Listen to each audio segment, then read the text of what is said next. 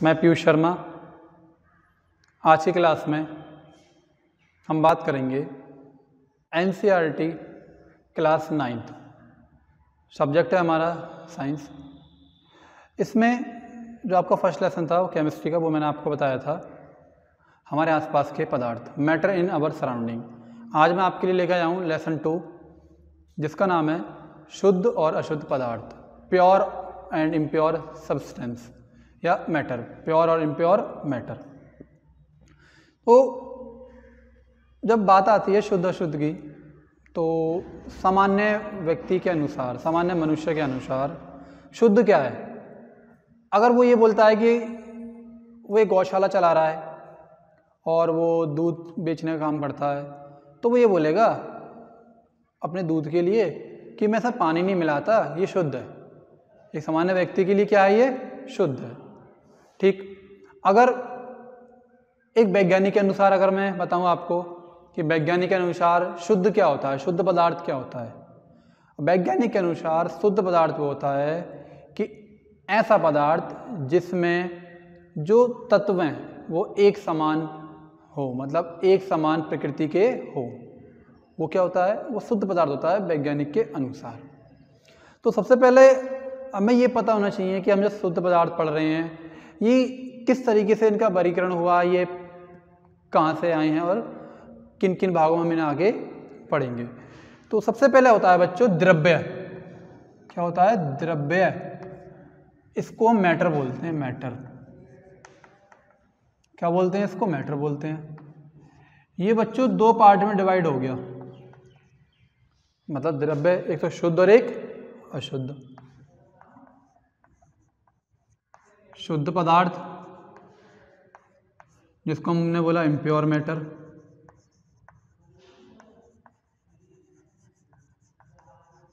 और इधर अशुद्ध पदार्थ। ठीक। ये हमारा अशुद्ध पदार्थ जिसको हम बोलते हैं इम्प्योर मैटर।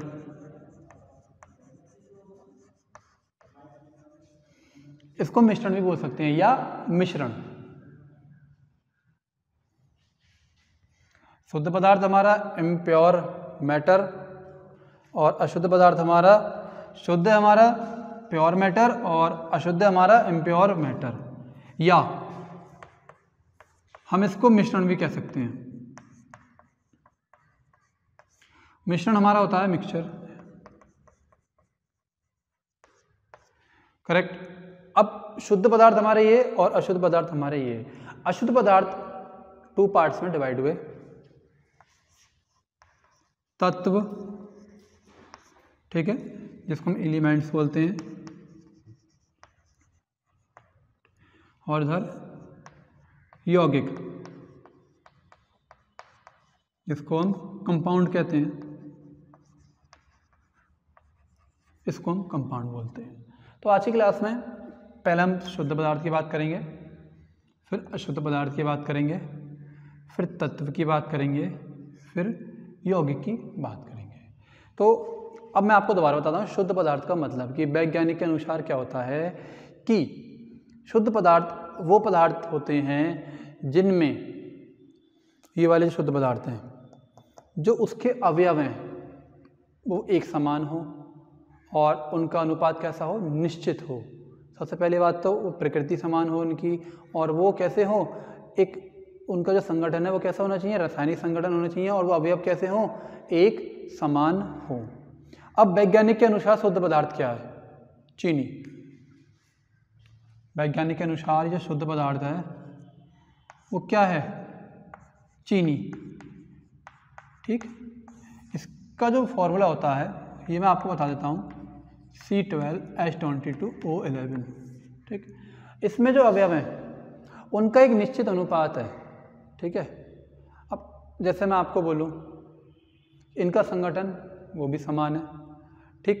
अब अशुद्ध पदार्थ की बात आती है, तो अशुद्ध पदार्थ में क्या? जैसे शुद्ध पदार्थ में जो इनका अनुपात है वो निश्चित है, लेकिन अशुद्ध पदार्थ में जो इनका अनुपात होता है, जो अशुद्ध पदार्थ जिस अवयव के बने होते हैं उनका जो अनुपात होता है वो अनिश्चित होता है, मतलब समान नहीं होता। ठीक है। तो शुद्ध पदार्थ ये है हमारा और अशुद्ध पदार्थ हमारा ये है। इनमें कॉमन क्या है? कॉमन यही है कि शुद्ध पदार्थ के जो अवयव हैं उनका अनुपात निश्चित होता है और अशुद्ध पदार्थ के जो अवयव होते हैं जिन अवयव से वह मिलके बना होता है उनका अनुपात जो है वो निश्चित नहीं होता या समान नहीं होता। तो अब इसमें मैंने आपको बताया शुद्ध और अशुद्ध, और मैंने यारी बात ही बताई थी आपको, जो सामान्य मनुष्य है या व्यक्ति है, अगर गौशाला चला रहा है उसके लिए अगर मैं बोलूँ, वो कहता है कि मेरे पास दूध है वो शुद्ध है, उसके अनुसार से शुद्ध पदार्थ क्या है कि वो ये बोलेगा कि सर मेरे पास जो दूध है उसमें पानी मिला हुआ नहीं है या उसमें कोई मिलावट नहीं है। मतलब जिस भी चीज़ में कोई मिलावट नहीं है वो शुद्ध है एक सामान्य व्यक्ति के अनुसार। लेकिन वैज्ञानिक के अनुसार क्या है बच्चों, जो मैंने भी आपको बताया शुद्ध और अशुद्ध बताया, करेक्ट। अब शुद्ध जो था हमारा वो दो पार्ट में डिवाइड हुआ, एक तो तत्व और एक यौगिक। अब तत्व की बात बच्चों आती है, ठीक। आप अपने आसपास देखते हैं लोहा, iron, copper, aluminium, silver, gold, सोना, चांदी, ये सभी तत्व हैं। केमिस्ट्री में बच्चों ये तो 9th क्लास का आपका लेक्चर है, जब आप 10th और 11th 12th में जाएंगे तो आपको एक पीरियोडिक टेबल मिलेगी बहुत बड़ी। कैसे टेबल? जैसा आप मैथ में एक टेबल देखते हो ट्रिग्नोमेट्री में, एक आप जूनियर स्टैंडर्ड में एक टेबल देखते हो 2, 3, 4 का टेबल, ऐसी एक टेबल होती है, ठीक है। उसमें बहुत सारे एलिमेंट्स हैं, 112 मतलब कम से कम 111 या 112 तत्व में कम से कम उसमें सारे के सारे आपके एलिमेंट हैं। और उन एलिमेंटों को भी, उन तत्व को भी बहुत अलग अलग प्रकार से व्यवस्थित किया गया है। जैसे मैंने आपको नाम बोला, उसमें बच्चों गैसें भी आती हैं, ये मैं आपको बता देता हूँ। तो ये तत्व है, इसका जब आप हाई स्टैंडर्ड में जाएंगे, जब 9th से ऊपर क्लास में जाएंगे तो और पढ़ेंगे, लेकिन आज जो आप पढ़ोगे तत्व की डेफिनेशन पढ़ोगे। डेफिनेशन क्या होगी?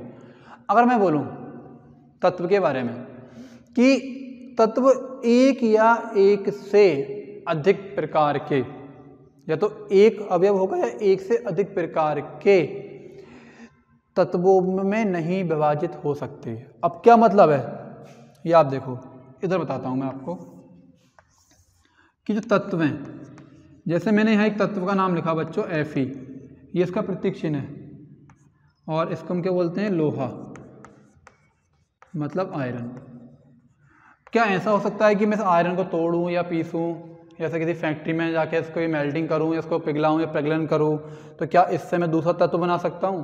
इस अकेले से? इस अकेले को मैं अलग छोटे छोटे पार्टिकल में, छोटे छोटे पार्ट में डिवाइड नहीं कर सकता। मतलब ये तत्व जो है ये एक ऐसी सिचुएशन है, एक ऐसी स्थिति है, मतलब ये जो प्राप्त है भूमि से, जब ये प्राप्त होता है, प्राप्त होने के बाद और पूर्ण कंट्रोल रूप, मतलब एक प्रॉपर तरीके से जब हमें प्राप्त हो जाता है तो उसके बाद मैं ये कह सकता हूँ कि जो आयरन है, लोहा है, मैं इससे और तत्व नहीं बना सकता, तत्व नहीं बना सकता, लेकिन क्या बना सकता हूँ? इससे यौगिक बना सकता हूँ, तत्व नहीं बना सकता। ऐसी मैंने क्या बोला था आपको? कॉपर, Cu, ये इसका प्रतीक चिन्ह है, ये 29 नंबर पे आता है, ये भी सुन लो। ये क्या है? ये कॉपर है, ठीक, CuPPOR, ये कॉपर है। मतलब ये एक ऐसे तत्व हैं और ये एक ऐसा पदार्थ है या फिर एक ऐसी चीज़ है या ऐसा वस्तु है कि इसको हम छोटे छोटे पार्ट में डिवाइड नहीं कर सकते और ना ही इनसे कोई नया पदार्थ बना सकते हैं, या फिर हम नया तत्व इनसे नहीं बना सकते। किनसे? तत्वों से। Fe, कॉपर, जिंक, ठीक है, एल्युमिनियम, Au, ठीक है, Ag, सिल्वर, बहुत होते हैं बच्चों। ये मैं इनके प्रतीक चिन्ह लिख के बता रहा हूँ। तत्व बहुत सारे होते हैं, मैंने बोला था 112 तत्व में, और कुछ ऐसे हैं जो अभी उन पर रिसर्च चल रही है, ठीक। ये तो होता है हमारा तत्व के बारे में कि तत्व जो हैं उनको हम छोटे छोटे पार्ट में डिवाइड नहीं कर सकते और ना उनसे कोई नया तत्व बना सकते। ये बहुत सारे तत्व हैं, आप जब 11th स्टैंडर्ड में जाओगे 10th में तो इसकी पूरी पीरियोडिक टेबल पढ़ोगे, करेक्ट। अब बात आती है अगर यौगिक की, कि हाँ भाई यौगिक क्या होता है। तो यौगिक क्या है बच्चों? यौगिक बच्चों इन्हीं से मिलके बना है, तत्वों से। किससे मिलके बना है? तत्वों से मिलके बना है। और एक चीज़ बताऊँ मैं तत्वों के बारे में आपको, जो हाई स्टैंडर्ड में आती है, कि इसकी परिभाषा किसने दी थी? Robert boil. रॉबर्ट बॉयल ने 1660 ईस्वी में इन तत्वों की डेफिनेशन दी थी। ये क्वेश्चन आता है बच्चों कंपटीशन में, एंट्रेंस में, 9th 10th में एनसीईआरटी में नहीं पूछते, लेकिन जब कंपटीशन में बैठते हैं बच्चे तब पूछते हैं कि तत्वों की परिभाषा किसने दी थी। रॉबर्ट बॉयल ने 1660 ईस्वी में तत्वों के बारे में बताया था। ठीक, और तत्व जब आपस में मिलते हैं, जब एक तत्व दूसरे तत्व से आपस में मिलते हैं, ये एक या एक से अधिक, तो क्या बनाते हैं ये बनाते हैं यौगिक। और क्या मतलब है, इनका जो अनुपात है, तत्वों का क्या अनुपात कैसा होना चाहिए, जब तत्वों का अनुपात निश्चित होता है तभी क्या बनते हैं, तभी यौगिक बनते हैं। अब कैसे, जल के बारे में सुना है जिसका रासायनिक सूत्र है H2O। क्या बोला मैंने, H2O। तो आपने ये भी सुना होगा बच्चों कि हम बोलते हैं जल एक यौगिक है। जल क्या है, एक यौगिक है। ये हमारा जल, ये इसका रासायनिक सूत्र। अब इसमें कौन कौन से तत्व मिले हुए हैं, इसमें क्या है बच्चों, इसमें हाइड्रोजन और ऑक्सीजन, हाइड्रोजन और ऑक्सीजन। अब बात मैंने बच्चों ये भी बताई थी आपको अनुपात की। अब यहाँ पे मैं ये भी बोल रहा हूँ कि जल क्या एक यौगिक है। अब मैं इसमें आपको बताऊंगा कि इसका जो अनुपात है वो निश्चित है। कैसे निश्चित है, ये आप देख लो। ये जो H2O है जल, ठीक है, इसमें मैं भी आपको बताता हूँ कि इसका अनुपात कैसे बताऊंगा कि निश्चित है। तो यहाँ पे मैंने भी आपको लिखा था बच्चों H2O जल के बारे में। यहाँ पे हाइड्रोजन कितने हैं, 2, ऑक्सीजन कितना है, 1। अब एक चीज़ मैं आपको बताऊं, पीरियोडिक टेबल जिसके बारे में मैंने अभी आपसे बताया था, जो आप 10th में पढ़ोगे या 11th में पढ़ोगे, हाइड्रोजन का परमाणु क्रमांक 1, पीरियोडिक टेबल में वो 1 नंबर पे है, और ऑक्सीजन कितने नंबर पे है, 8 नंबर पे है। तो हाइड्रोजन कितनी है, यहाँ 2 है, लेकिन इसका परमाणु क्रमांक कितना है, 1 है। ठीक, इसका दूसरा तरीका बताऊंगा, अभी मैं शॉर्ट तरीका बता रहा हूँ अनुपात निकालने का।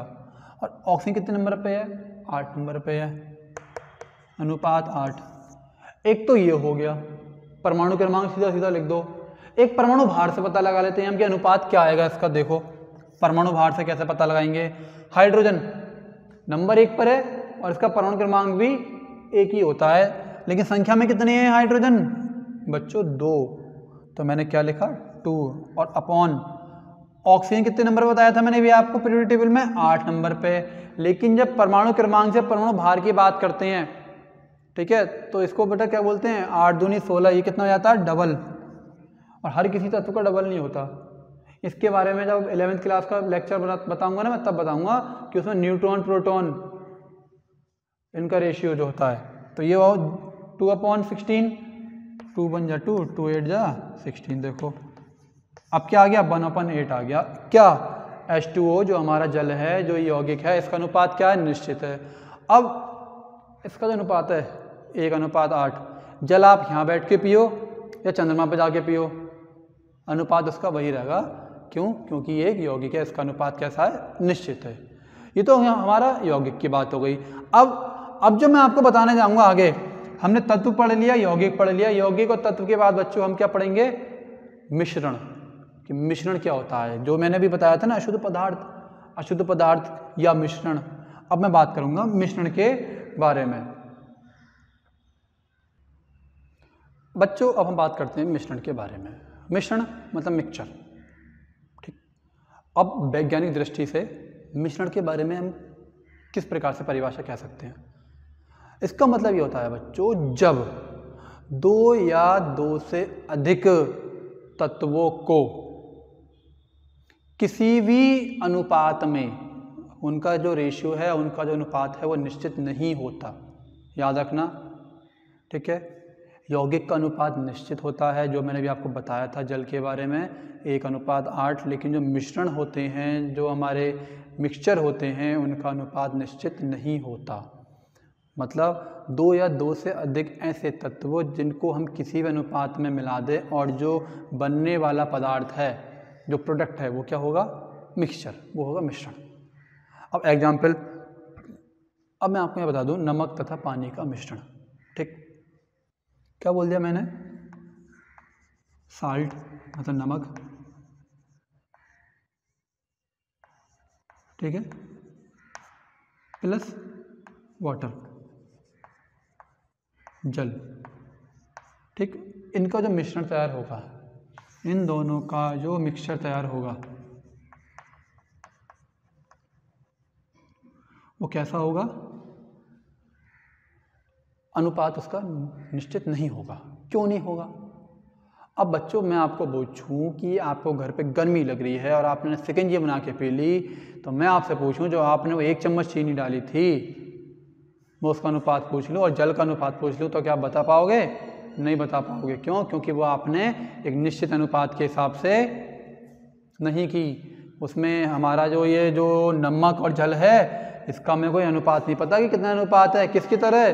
जैसे हमें जल के बारे में पता था कि जल का जो अनुपात है वो निश्चित है। कितना?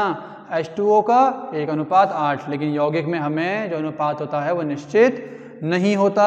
और हम ये कह भी सकते हैं कि नमक और जल का जो मिश्रण होता है वो जल का जो मिश्रण होता है वो क्या है? वो अनिश्चित अनुपात में मिले हुए होते हैं। या आप लकड़ी का बुरादा ले लो और बालू ले लो, रेत, उसे मिला दो, क्या उनका रेशियो फिक्स है? क्या उनका अनुपात निश्चित है? नहीं है।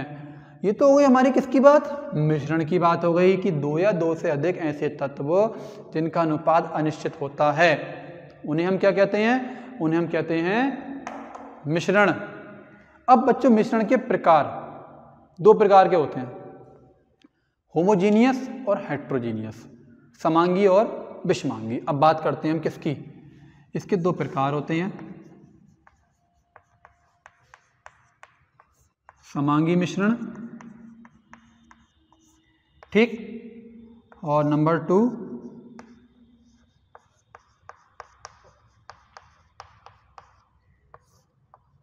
विषमांगी मिश्रण। ठीक, इसको होमोजीनियस बोलते हैं, इसको हेट्रोजीनियस बोलते हैं। अब समांगी मिश्रण का मतलब क्या? बच्चों इसके नाम के अंदर इसकी डेफिनेशन है समांगी, समान।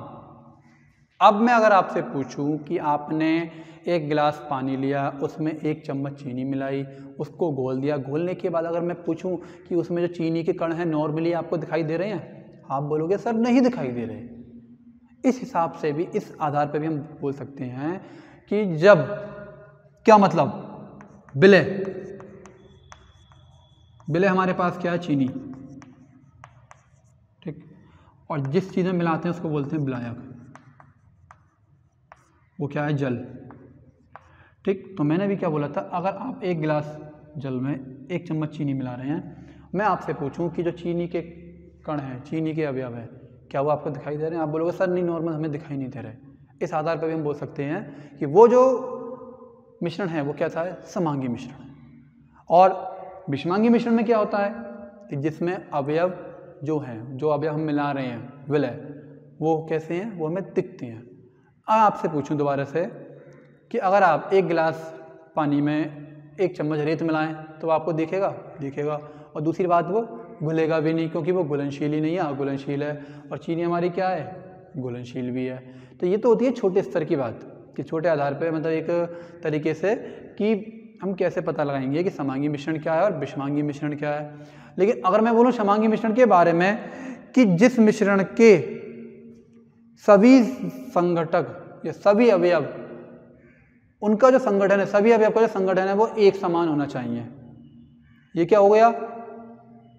ये वैज्ञानिक दृष्टि से हो गया कि ऐसे मिश्रण जिनके सभी अवयवों का जो संगठन है वो एक समान हो तो वो समांगी मिश्रण है।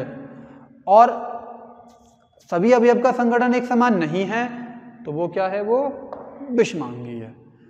मैं आपको ये जो मेन लाइन है ये क्यों बता रहा हूँ? क्योंकि इन मेन लाइन से ही एग्जाम में आप, अगर आपको डेफिनेशन याद नहीं है ना, तो आप लिख दोगे तो आपको नंबर पक्के हैं।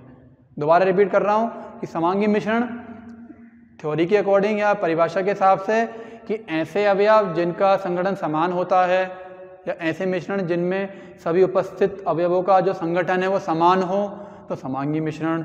और उनके अवयवों का संगठन अगर समान नहीं है तो वो विषमांगी मिश्रण। क्या मतलब? यहाँ पे मैंने आपको बताया चीनी और जल का मिश्रण क्या है? वो समांगी मिश्रण है। और विषमांगी मिश्रण में मैं अगर आपको क्या बोलूँ कि जो लोहे की छीलन, इसके लिए मैं आपको एग्जांपल दे रहा हूँ कि लोहे की छीलन, लोहे की छीलन प्लस बालू मतलब रेत। क्या बच्चों? रेत। इन दोनों को अगर मैं मिलाऊं तो इनका जो मिक्सचर बनेगा वो हेट्रोजीनियस बनेगा, मतलब विषमांगी बनेगा।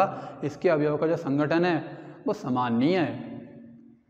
अगर मैं इससे और डीपली जाऊँ ना तो मैं आपको क्या बोलूँगा कि जो लोहे की छीलन है, इसके कण, बालू के कण, तो इनका आकार समान नहीं है, ये भी कह सकता हूँ मैं। क्यों? क्योंकि जिस तरीके से अभी मैं आगे टॉपिक आपको बताऊँगा ना, इसके बाद बिलियन, जब उसमें प्रकार आएगा कि निलंबन क्या होता है, बिलियन कितने प्रकार के होते हैं, तब आपके समझ में आ जाएगा और ये टॉपिक आपके क्लियर हो जाएगा। अब मैंने बताया आपको समांगी मिश्रण और विषमांगी मिश्रण। अब आगे चलते हैं। आगे आपका ये एक टॉपिक हो रहा है, इसको बोलते हैं बिलियन। ये आपका नया टॉपिक है बिलियन। बच्चों ये टॉपिक आप 9th में पढ़ रहे हो, 10th में नहीं पढ़ोगे, 11th में नहीं पढ़ोगे, लेकिन 12th में जाते ही केमिस्ट्री फर्स्ट पार्ट 1 में लेसन नंबर 2 आपका बिलियन मिलेगा सॉल्यूशन। अब बोर्ड में 5 नंबर से लेकर 10 नंबर तक का इसमें रखा हुआ आता है बिलियन वाले लेसन में से विद न्यूमेरिकल। इसको बोलते हैं सॉल्यूशन। ठीक है बच्चों। और मैं आपको बता दूं, आप अपने दैनिक जीवन में, डेली रूटीन में, गर्मियों के मौसम में इसका सेवन जरूर करते होगे, चाहे वो किसी प्रकार का बिलियन हो। क्या मतलब? सर क्या कह रहे हैं? इसका मतलब क्या हो सकता है? इसका मतलब ये हो सकता है कि जो मैंने अभी आपको बताई थी शिकंजी वाली बात, आपने एक गिलास में पानी लिया, उसमें क्या करा? चीनी मिलाई, उसको घोला, नींबू मिलाया, काला नमक मिलाया, पी गए। फिर क्या हुआ? जो आपने जल और चीनी मिलाने के बाद जो पिया हुआ एक प्रकार का बिलियन ही तो है। देसी भाषा में अगर मैं बोलूँ तो क्या? मीठा बिलियन है, स्वीट वाटर। आइए समझते हैं कि बिलियन क्या है। बच्चों चीनी, जो चीज हम मिलाते हैं या घोलते हैं उसे बोलते हैं विलय,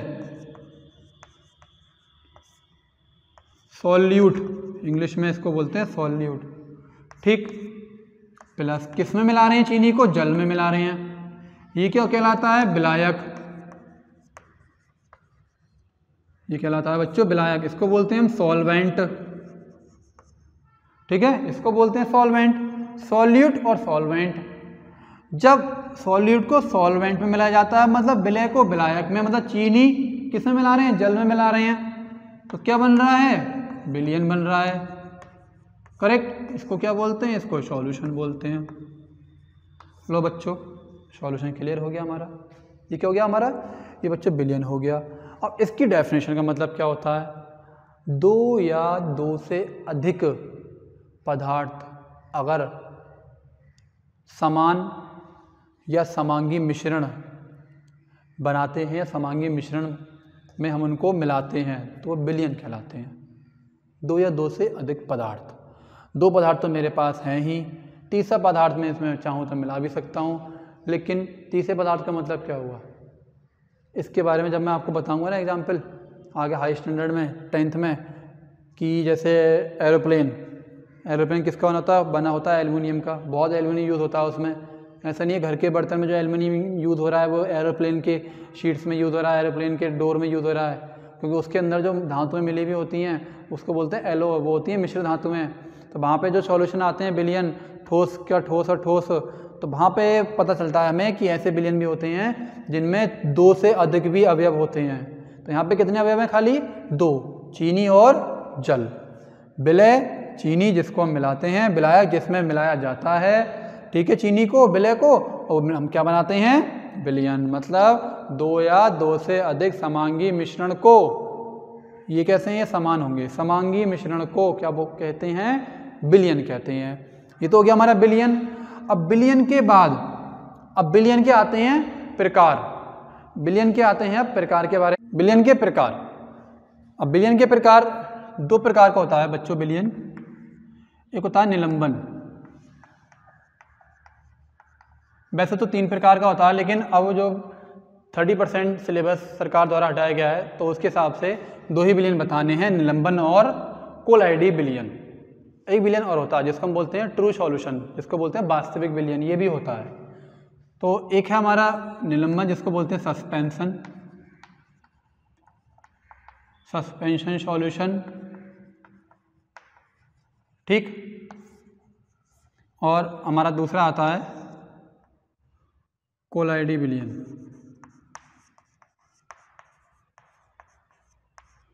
कोलाइडी बिलियन। ठीक है बच्चों, एक हमारा हो गया सस्पेंस बिलियन और एक हमारा हो गया कोलाइडी बिलियन। Colloidal solution. तो अब ये जो हैं बिलियन, इनको हमने इनके कणों के आकार के आधार पर, मॉलिक्यूल के जो साइज है उसके आधार पर इनको क्लासिफिकेशन क्या है या इनका वर्गीकरण क्या है, या हमने इनको बांटा है। ठीक, अब जो निलंबन है बच्चे, निलंबन का मतलब क्या आ रहा है? सस्पेंस। सस्पेंस है, पता नहीं है कि ये जो बिलियन है ये मिलेगा या नहीं मिलेगा, या ये आपस में मिलेंगे या आपस में घुल पाएंगे नहीं घुल पाएंगे। सस्पेंस है, पता नहीं, घुल भी सकते हैं नहीं भी घुल सकते। इंग्लिश में सस्पेंस। जैसे आप कभी हॉरर मूवी देखते हो तो उसमें होता है कि गेट तो खुला लेकिन अब नहीं पता कि आगे क्या होने वाला है, कल देखेंगे दोबारा जब अगर ये नाटक आएगा या मूवी आएगी तो वो सस्पेंस होता है उसमें कि अब क्या होने वाला, अब क्या होने वाला, या पता नहीं क्या होगा। ऐसे ही इस प्रकार के आपके बिलियन होते हैं निलंबन, इसको बोलते हैं सस्पेंशन सॉल्यूशन। ठीक है, इनके जो कणों का आकार होता है, जो सस्पेंस है हमारे, इनके कणों का आकार जो होता है वो होता है 10⁻³ से 10⁻⁴ एंगस्ट्रॉन। ठीक है, ये जो बिलियन है ये आपस में नहीं मिल पाते, आपस में नहीं घुल पाते, इनके अंदर सस्पेंस होता है। कुछ कंडीशन ऐसी होती हैं जब घुल जाते हैं, वरना ये घुल नहीं पाते। इनका कणों का आकार होता है 10⁻³ से 10⁻⁴। ठीक है, ये तो हुआ हमारा सस्पेंस सॉल्यूशंस, ये घुल नहीं पाते। और दूसरी चीज, इनको हम नगन आंखों से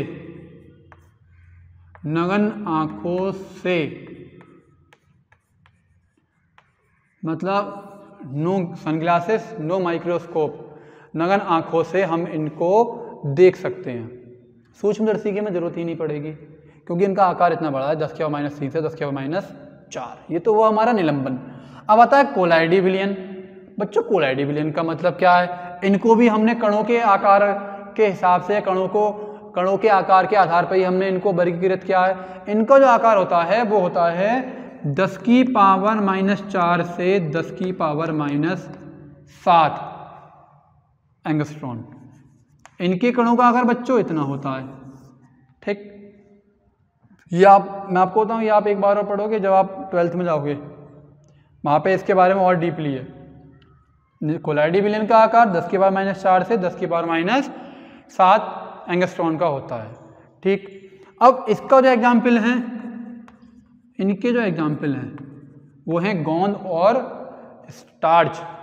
ठीक है, गोंद और स्टार्च।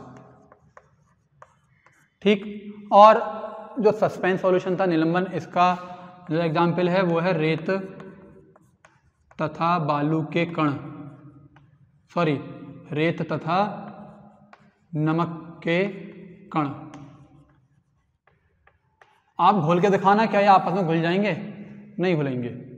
कितने मिला लो, हम इनको देख भी सकते हैं और अलग अलग इनको हम कर भी सकते हैं। ठीक है, तो ये जो था हमारा निलंबन और कोलाइडी, ये जो हमारा आज का जो टॉपिक था बिलियन, ये भी कंप्लीट हुआ। तो अब मैं आपको एक बार रिमाइंड करा देता हूँ कि आज हमने लेसन में क्या पढ़ा। सबसे पहले पढ़ा पदार्थ के बारे में, शुद्ध पदार्थ अशुद्ध पदार्थ।